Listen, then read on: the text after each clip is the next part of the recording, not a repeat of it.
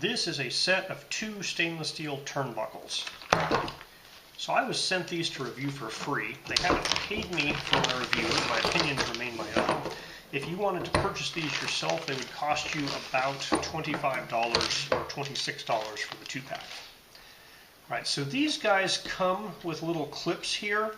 One of them has fallen out that go through the ends of these bolts, so that once you're happy with whatever's put in here, you can tighten this down. But to make sure that guy doesn't vibrate out, you can put this thing through and then bend it over. So it comes with 4 of them.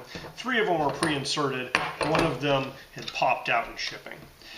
So they're pretty standard turnbuckles. One has a left-handed thread, one has a right-handed thread, so you can make these guys go farther out or closer together. They do come with these nuts that you can tighten down and jam in there to keep them from turning after you've set them to a particular length. So they look pretty good. They say they're some type of an electro painting process. So basically they drop it in a vat of paint and then they use electricity to attract the paint to it.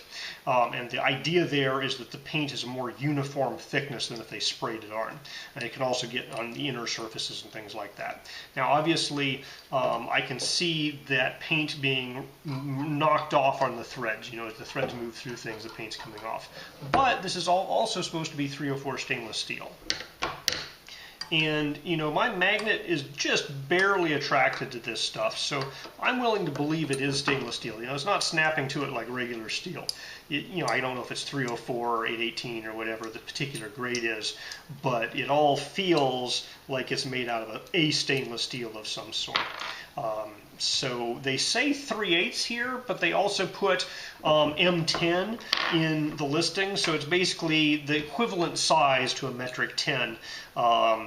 Realistically, all the hardware is provided, so nothing here, you don't need to, match up anything here. So it doesn't really matter if it's metric or imperial, but they do say 3/8 on the end here.